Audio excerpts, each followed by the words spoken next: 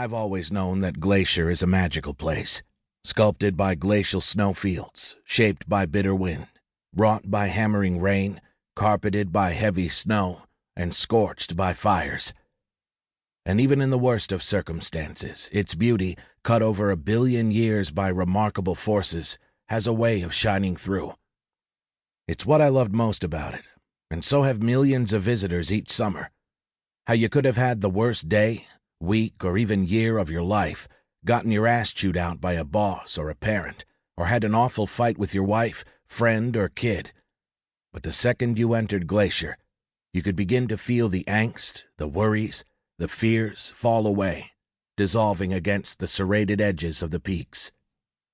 But not on this particular day. Because of the dense smoke swathing everything in a murky haze, not an ounce of Glacier's exquisiteness had been able to shine through in the past few days. After a morning of meetings about the spread of the fires and the trail and campground closures, assigning area patrols to ensure that all hikers and visitors continued to be safely evacuated from certain backcountry sites, my boss, Joe Smith, chief of park police, sent me to the southern border of the park to a small town called Essex.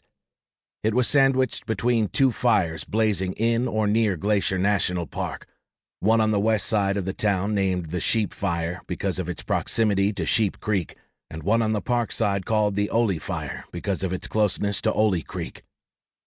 Essex was now being evacuated. Essex had been on the set mode of the Ready, Set, Go evacuation model for the past 2 days, and reached Go today as Sheep and Ole began to charge the ridges closer to the town. Joe Smith and Sheriff Walsh from Flathead County had ordered residents to vacate under authority of an incident commander who'd been called in once the fires were deemed a Type 1 event. Eugene Ford, Glacier's superintendent, had signed a delegation of authority to the IC to lead the Incident Command Unit, a system that works as an umbrella structure over all the various organizations to prevent it from becoming one huge train wreck. Glacier, its rangers and park police, the county sheriff's office, the forest service, the hotshot crews, the equipment and hand crews, and so on, would all temporarily answer to the IC. Currently, pilot cars were leading lines of vehicles out of the area, and soon the road would be closed to all travelers. When I finally arrived in Essex at the Walton Ranger Station, not far from the Burlington Northern Santa Fe Railroad, another park police officer working the area, Tara Reed, met me.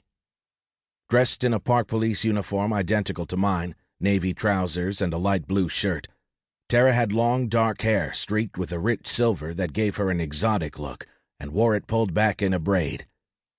She was maybe in her early 40s, with olive skin and warm eyes framed by soft laugh lines. I'd known her since I joined 8 years before. She was one of the first to grab a cup of coffee with me, show me around, and fill me in on what was what, who was nice, who was cranky, and who was screwing whom, figuratively and literally.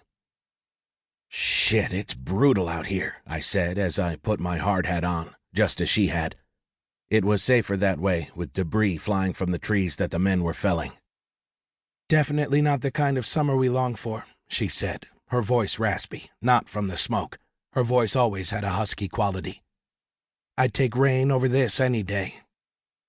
"Chief just wants us to check on the area where they're breaking the line. Make sure there are no tourists or hikers still around making their way back from Scalp Lock Peak or Essex Creek to Isaac Walton Inn or something. I doubt anyone's out here since those areas have been closed, but I guess you never know."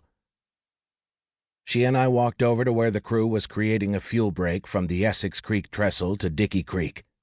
We passed a backhoe closer to the railroad, its large fork-like hand grabbing trees by their roots and yanking them up, wakes of soil falling in all directions.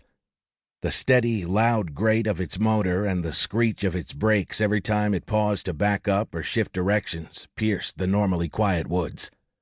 It looked like a war zone, and I knew it was grueling, dirty, and sweaty labor. At least 50 men with red hard hats, beige heavy-duty work suits, and supply packs on their backs were heading out, each with a Pulaski, a tool that is a combination of an axe and a shovel, over his shoulder. Another 30 or so scattered about trying to clear all potential sources of fuel, dry brush, and deadfall from the ridge below the flames. I knew from the earlier meeting that some of the men had been going at it.